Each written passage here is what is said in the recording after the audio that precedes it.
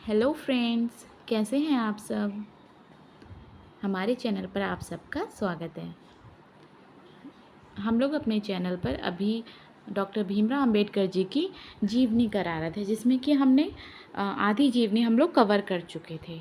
ठीक है, हम लोग जीवनी इसलिए करा रहे हैं क्योंकि हम हिस्ट्री और पॉलिटी में हम देखेंगे अपने महापुरुषों के बारे में। जैसे कि हाँ, अगर हम कोई भी आंदोलन पढ़ रहे हैं, हम कुछ भी पढ़ रहे हैं, तो अपने महापुरुषों के बारे में पढ़ेंगे, जिससे कि हम उससे कनेक्ट कर सकते हैं कि हमारे जो पुरुष थे, हमारे महापुरुष थे जो थे, उनका कैसा जीवन काल था, उनकी क्या सोच थी, उनकी क्या प्रवृत्ति थी। ठीक है, उन्होंने कहाँ शिक्षा प्राप्त की थी, तो उनकी सोच ऐसे कैसे रही, उसका बैकग्राउंड हम सब समझ सकते हैं अगर हम जीवनी साथ में करते चलेंगे तो। ठीक है, इसलिए हम लोग अभी हिस्ट्री और पॉलिटी हम करा रहे हैं अपने चैनल पर। हमने कुछ वीडियोस आपको प्रोवाइड किया, आप लोग आराम से उसको देखिए, आपका रिवीजन हो जाएगा। और अगर ये जो महापुरुष आते हैं हमारे चैप्टर्स में, तो इससे आप उनके बारे में समझते चलेंगे। ओके, देखिए हमने यहाँ पे जीवन परिचय कर लिया था इनका, डॉक्टर भीमराव अम्बेडकर जी का। ठीक है, तो हम कहाँ तक कर चुके थे, हम शिक्षा, हम भीमराव अम्बेडकर जी की शिक्षा तक कर चुके थे। ओके, आगे हम देखते हैं हमने क्या करना है आज। हम कार्यकारिणी सदस्य भी हम देख चुके थे। ओके, रचनावली भी हम इनकी देख चुके थे। ओके, एंड सामाजिक सुधार भी हमने देख लिया था। छुआछूत के विरुद्ध संघर्ष भी हमने देखा था। आज हम देखेंगे राजनीतिक परिचय। ओके, चलिए स्टार्ट करते हैं। देखो, योला एक नासिक में जगह थी, उसके बारे में बता रहे हैं। ठीक है, 13 अक्टूबर 1935 को अंबेडकर ने एक रैली को संबोधित किया। 13 अक्टूबर 1935 को अंबेडकर को सरकारी लॉ कॉलेज का प्रधानाचार्य नियुक्त किया गया था। ओके, इस पद पर उन्होंने 2 वर्ष तक कार्य किया। इसके चलते अंबेडकर बम्बई में बस गए। उन्होंने यहाँ एक बड़े घर का निर्माण कराया, जिसमें उनके निजी पुस्तकालय में 50,000 से अधिक पुस्तकें थीं। इस वर्ष उनकी पत्नी रमाबाई की लंबी बीमारी के बाद मृत्यु हो गई। रमाबाई अपनी मृत्यु से पहले तीर्थ यात्रा के लिए पंढरपुर जाना चाहती थी, पर अंबेडकर ने उन्हें इसकी इजाज़त नहीं दी। अंबेडकर ने कहा कि उस हिंदू तीर्थ में जहाँ उनको छुआछूत नहीं, अछूत माना जाता है, जाने का कोई औचित्य नहीं। इसके बजाय उन्होंने उनके लिए एक नया पंढरपुर बनाने की बात कही। भले ही अस्पृश्यता के खिलाफ उनकी लड़ाई को भारत भर से समर्थन हासिल हो रहा था, पर उन्होंने अपना रवैया और अपने विचारों को रूढ़िवादी हिंदुओं के प्रति और कठोर कर लिया। उनकी रूढ़िवादी हिंदू की आलोचना पर उत्तर बड़ी संख्या में हिंदू कार्यकर्ताओं द्वारा दी गई उनकी आलोचना से मिला है। 13 अक्टूबर को नासिक के निकट एओला में एओला था में एक सम्मेलन में बोलते हुए अंबेडकर ने धर्म परिवर्तन करने की अपनी इच्छा प्रकट की।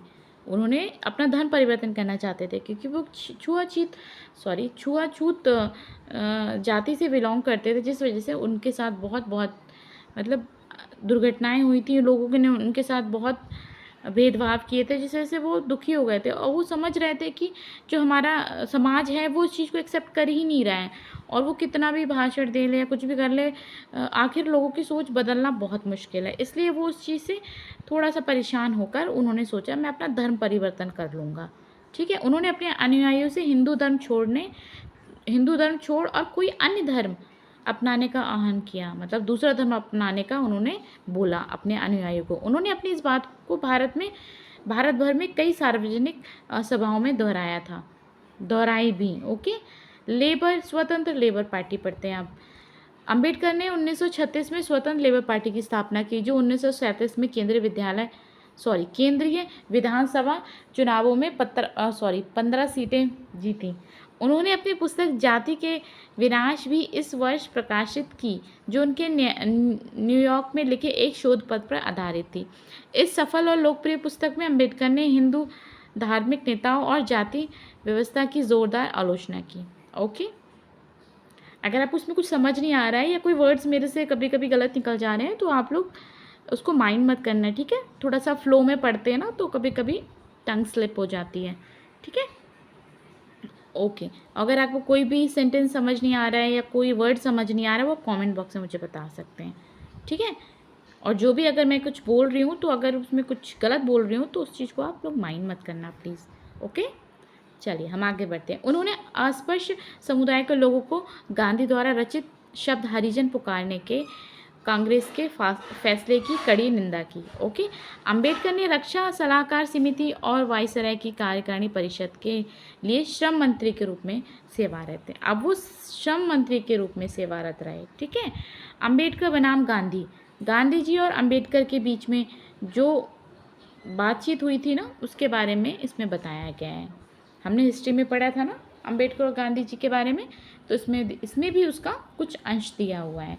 महात्मा गांधी के विपरीत डॉक्टर अंबेडकर गांव की अपेक्षा नगरों में एक ग्रामीण शिल्पों या कृषि की व्यवस्था की तुलना में पश्चिमी समाज की और औद्योगिक विकास में भारत और दलितों का भविष्य देखते थे।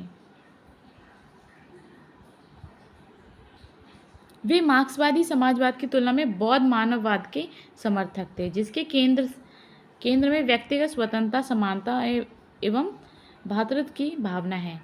अंबेडकर महात्मा गांधी और भारतीय राष्ट्रीय कांग्रेस के उग्र आलोचक थे। अंबेडकर महात्मा गांधी और भारतीय राष्ट्रीय कांग्रेस के आलोचक थे। जो अंबेडकर जी थे, महात्मा गांधी और जो राष्ट्रीय कांग्रेस थे उसके आलोचक थे। उनके समकालीनों और आधुनिक विद्वानों ने उनके महात्मा गांधी के विरोध की आलोचना की। जो वो अंबेडकर जी उनके आलोचक थे ना, उनके जो राष्ट्रीय कांग्रेस थी ना, भारतीय राष्ट्रीय कांग्रेस और महात्मा गांधी की, तो उन लोगों ने उनका मतलब विरोध किया इस चीज़ का। ठीक है, तो इसमें लिखा है ना, जो कि पहले भारतीय नेता थे जिन्होंने अस्पृश्यता और भेदभाव करने का मुद्दा सबसे पहले उठाया था।